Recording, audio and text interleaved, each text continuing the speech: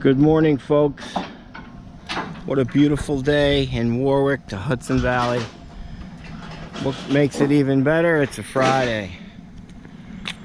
Nice local job, a couple miles from my house. Didn't even have to go to the shop. Okay, so here are our challenges for today. This is our path in. We took off that one log here, so I discussed this with him on a site inspection to get our 10,000 pound machine over there. We're going to try to put something under here to disperse the weight as we roll off a little better, but you know, I told him I wasn't confident with this. This thing has, I think, 5 or 6 repaired layers, so it's like a deck of cards. It'll break off in pieces, plus it's heaving over here, so I'm not confident about that. Got a little bit of a tilt here, so obviously we're not bringing any mason dump through. This muck truck is going to have to backfill this. Here's our tank. So I'm actually going to sit here, blade that way. I'll blade down, which will level me up so I can properly excavate. The way the tank is lying, I'm going to say it's probably this way, which is good because his first position to put the new installation is right there in the back. If it runs this way, it'll undermine the new installation, which is no good because of sinking. Second position is over here. Reason why it's got to stay here is because the return and suction line for this tank goes under a slab and then comes up in the center of the house to service the burner. So it's another one of those situations where the only way we can make this work is if we do not damage their return and suction that come into this tank and we tie into the line. So there's our challenges for today. I'll have to back out with the excavator. I'll dig out of the back of the mason dump truck, swing around, put it in the muck truck, and then we'll backfill the dirt. It's going to be about 5 tons. Never counted the amount of wheelbarrows, but we're going to do it today. So that's today's project. Kind of easy. These are good people from New York, so we're hoping for some good results, meaning the tank doesn't have holes. I think Craig is still talking with the homeowner. And we start.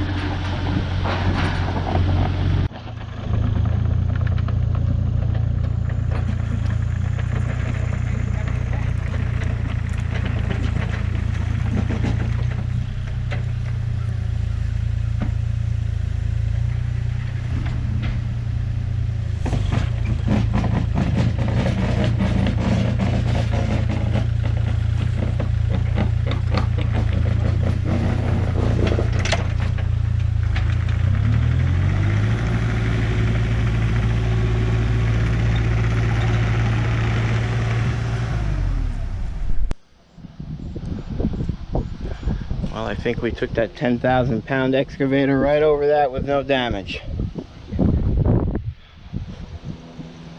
That worked out well. Now we just got to get 10,000 pounds of dirt over it. Muck truck and the machine and tank back off. So when you first arrive at site, you just got to kind of look at the surroundings and their property, knowing what we have to do, the equipment we have to bring in, and you just begin to think on, nobody saw that, Mike. You begin to think of what you're going to have to do to protect the property. Because no matter how wonderful of a job you do underground, You're judged by the final product, everything on the surface. So in order to fill that tank, we're going to use stone so I don't have to compact it so much, and I don't have to keep tracking back and in. So we'll have the mason dump with the stone come here. They'll sit here. I'll sit right there with the machine. I'll dig out of the back of it. I'll swing the boom up and over this. We'll have our motorized wheelbarrow sitting here. I'll back load into that. It'll back around and there and then in. So that's our process for backfilling. Right now we don't know how the tank lies, so we're going to do a little challenge here, a little $100 challenge. Hey, Mike and Sam, come here. So in order to determine where I'm going to sit my machine now is important. And I like to dig long way on a tank because I like to dig down the side. It does a cleaner job. So he's telling us that this is an addition after that. So if you picture this house wasn't there when they installed the tank, which way would it lie? Is it going to lie that way or is it going to lie that way? So today we have a $100 challenge. If there's multiple winners, they split the 100. Gentlemen, we have the metal detector. We're ready. Michael, how does it lie? That way. It lies straight across this way? I think it goes this way. Sam? $100 this is. I think it's going to be weird. We're going this way. That limits you. If you say it's cockeyed, but we'll still give you that. But you're saying it's cockeyed a little. Okay. Craig? Same as Sam. Same as Sam? And I say it's the same as Sam. All right, Mike could clearly get this, or the three of us get $33.33. It's exciting, folks. I know you feel what we feel right now. Ready? Yeah. Uh-oh.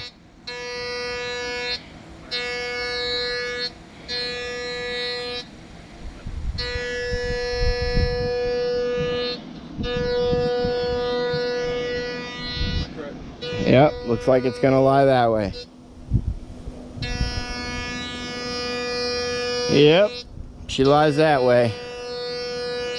So boys, got a little bit of drinking money. I don't drink though, but we each get $33 now. Craig's getting some funky readings here, so maybe not.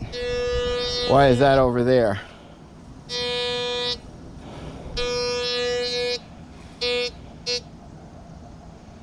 Modern technology, metal everywhere. Okay, so it's still, your mic, you're apparently still not out of it. So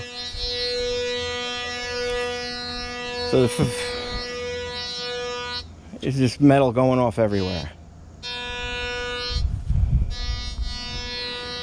Okay, so we don't know what's happening. So I'll just sit here right now and scrape down to the top of it. Put that metal detector away and put it on sale, or get a better one. I mean, there's no metal because that was basically useless. Okay, so I quickly leveled the best I could, and Craig is just finishing up. This is where the new tank's going to go. That's all virgin soil down there, and then I compacted it. Obviously, this edge right here, we're going to grade and slope a little bit and just try to keep the water away from it. Have the water come here. No gutters or leaders except for that one. So we're not going to get a lot of rain in that corner. So not too worried actually about the amount of rain coming through here. But we'll still address it when we complete the project. Machine is set up in place. You can see we put out all the mats, the plates, ground protecting mats, and you're still going to get a little damage with this machine. It's a little damp today and it is 10,000 pounds. So we've begun to excavate to see who wins that $100.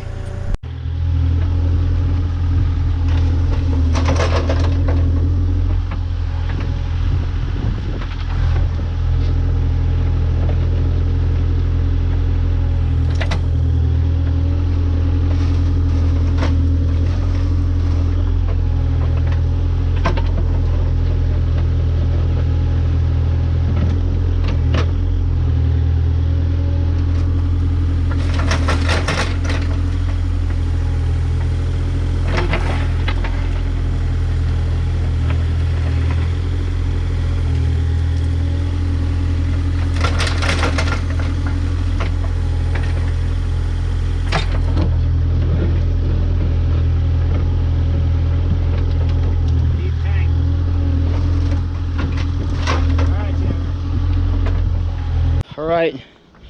So we're leveling those blocks. I'm really not too concerned about the strength of this structure. That's on virgin soil. This is a clay which compacts amazingly. And when I backfill, I'm going to contour to keep the minimal amount of water that falls on that. So the inspector was here. He too was a little concerned. But this is what we do. And I'm the one that's liable for it 15 years from now. So there's the vent pipe that ran over. That's removed. Here's the center hook of the tank. That's the plug. And there's our return and suction lines that we will cut right here. We'll cap them so no dirt gets in. And then we'll finish our removal. Because I didn't want my tooth to grab that. If my tooth accidentally grabbed that and pulled it, this stuff stretches. And when it stretches, it closes the diameter of the flow. So it ruins it. And that would have been a big problem trying to drill through his living room, dining room, and bathroom to get to the burner. So good job there. I'll finish cleaning this up. We'll break the fill pipe off. It's got 400 gallons in it. We'll cut a little hole, because if I go too deep, oil's going to come out. We're going to get that level first, set the tank in place, and then we'll start transferring our fuel. And the boys are now waiting for me to come over and grab that tank. Okay, so return and suction line is undamaged, it's out. Tank's pretty much uncovered. We are transferring all the usable fuel into the new tank. We stuck it for water. There's no water, but we stuck it from here, and the tank is pitched like that. So there's going to be water down there. If there would be, it wouldn't actually show from a straight. So we set that to be 4 inches off the bottom, just in case. So this tank is how old? They've lived here 42, 3 years. 40. So we're going to take, this tank hasn't seen the light of day in 42 to 45 years. So earlier when I said the tank was pitched and I couldn't get a true indication of water, that's how bad the install is.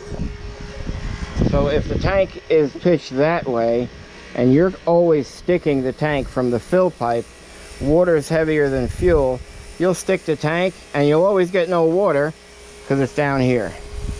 And that's the vent pipe. So that's 40 years of that.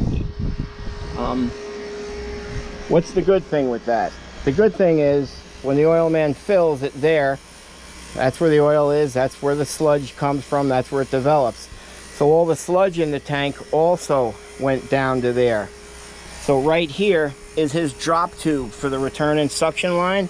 So that is 2 tubes that go straight down to the bottom of the tank, and they pull it up about 3 to 4 inches. So the fact that all the sludge went that way, he didn't get a lot of sludge in his burner. But every time he stuck his tank, he did not get a true reading of how much oil, or he could never detect any water. So I was trying to find a positive here. And Mike was right, or that, I think that was Sam that said it was a little cockeyed. So, but Mikey gets nothing, and I'll give him my $33, because that's the kind of leader I am. All right, so what are you working on, Mike? I'm tightening the job tubes. Oh, okay. We're going to run that. Actually, we're going to build a little shelf here, and I'm going to run the copper around. I cut the tank open. Craig's going to open it up now so we can get inside of it.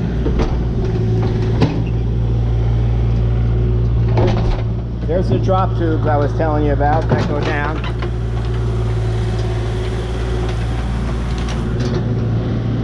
And there you have it. You see how all the sludge is down at the bottom? So, you know, not a bad idea, the fact that it was slightly pitched.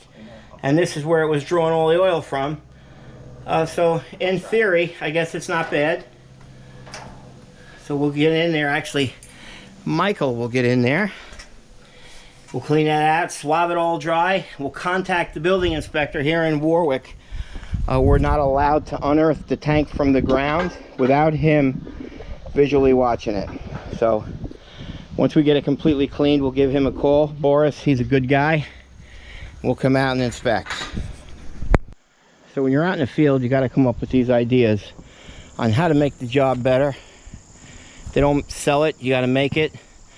So this tank, this hose actually, it's about 50, 60 feet. It's full of oil. So to get that back in our truck and drain it all out is quite difficult. So Craig came up with this idea. We set that right on there. It's got a quick release, air tank, lever. So he's just gonna hit that and it's gonna blow all the oil right back into the tank. Go ahead.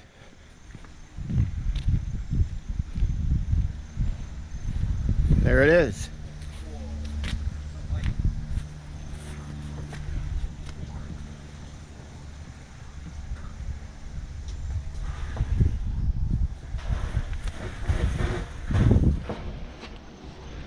And there you have it. All right, Mike's inside now cleaning all this garbage.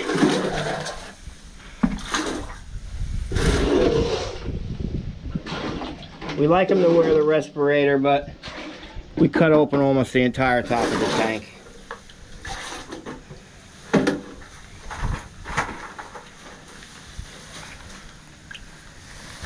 Mike, turn around. Let's show the folks what that looks like back there.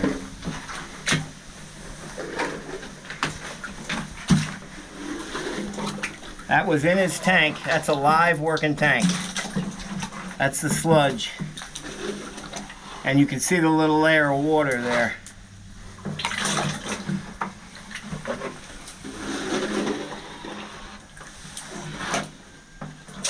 Cleaning up another tank.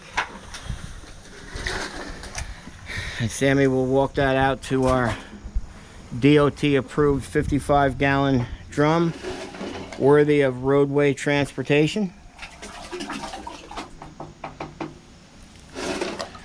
As soon as this is cleaned, we're going to contact the local code enforcer and he's going to watch me pull this out. At that time, we'll inspect the void and we'll inspect the tank. If there's anything questionable in the void, we'll pull out our PID meter. We'll do some field screening. We'll sniff the volatility and we'll see how bad it is if there's any oil outside the tank. Okay. Now Mike scrapes the side of the tank all the way down.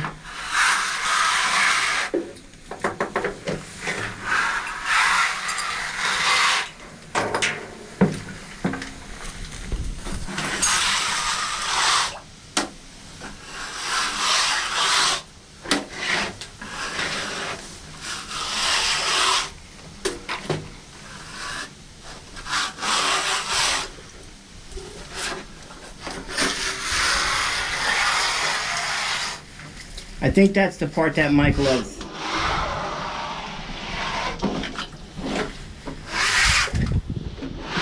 All right, that's pretty clean right there. Then we'll swab that dry.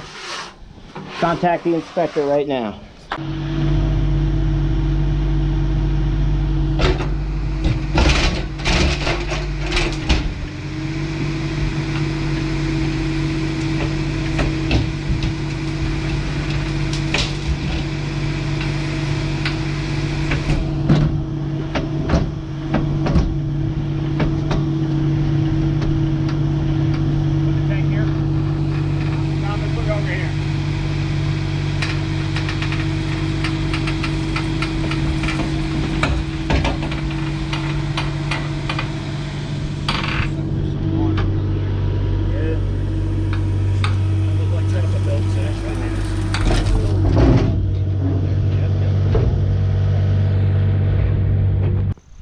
Okay, so you saw the tank was pulled out. I had a couple of holes in it. He asked for there to be a scoop from the base of the void. We took a scoop, and sure enough, we have contamination. Threw that on the PID meter, it came up at 385, so that's pretty bad. We're gonna line this excavation with plastic. We're going to start bringing our stone in We're going to backfill it. I'm going to bring it right up to that area and compact it all, and then I'll lay my one line in right on top of it so it doesn't sink over time. And this gentleman's getting a tiger loop, so it's just one line. Okay, so that tank, it failed inspection. So here's the new install. It's got a full tank. So we've already taken the waste classification for this. I gave the homeowner a paragraph that I'd want them to read to the carrier when they call it in verbatim. Explains that we want this pushed through to third party. Anytime there's a remediation that needs to take place at a property, it's never going to be covered under first or second party. It's always covered under third party pollution. Now, most of these insurance carriers have all begun to write exclusions for third party. And they started it back in 2003 to 2006. Right now, the only carriers who we can sometimes get coverage with is USAA, Nationwide, State Farm, or Allstate. Now, a lot of the times they're going to say, well, you know, how do we know that this leak occurred prior to when we wrote our exclusions? What happens is we take a soil analysis of the contaminated soil. We send it to the lab. They'll run what's called an age date. With a methodology, they determine how old the oil is in that soil that we gave them. And it's an approximate plus or minus 2 years. So that'll give us the approximate date of release. So if that date of release occurs prior to when the carrier wrote the pollution exclusion for this policy holder, we'll get coverage. And then also, after you get coverage from them, they'll begin to prorate it. Especially if this is a working tank. So if they wrote their tank, the exclusion in 2006, and this tank was leaking as far as yesterday, they'll definitely begin to prorate it. It's a constant fight. It's unfortunate. And these carriers will actually spend money to hire another environmental company to protect their interest against their customer. So you can tell in my voice, it angers me a little bit. All these things used to be covered 20 years ago, but not anymore. So that's why I'm always trying to explain to people, if you've got an underground tank and it's been in the ground for more than 15 to 25 years, it's reached its life expectancy, it needs to be removed from the ground. The tank is an unprotected piece of metal that started to rust the day it was installed. If you have condensation inside that tank, the tank is now rusting from the inside out as well as the outside in. They're essentially ticking time bombs. There's no reason to have an in-ground tank in the ground anymore. There's no benefit to it anymore. So that's where we are. So we're calling the carrier now, and we'll begin to fight the fight. We'll react to their action. I've done everything here to protect the interest of the homeowner. I've actually already taken that age date because I know where the oldest oil in the soil is. I've taken that's bagged. That'll go back to our shop, refrigerated, and we wait. And that's it for today. We did not damage the driveway, but unfortunately we're going to be trucking probably 30 tons out and then another 30 tons in. So I'm not sure it's going to hold up after that. But as far as we go, it's another fine job by Tank Masters Environmental. See ya.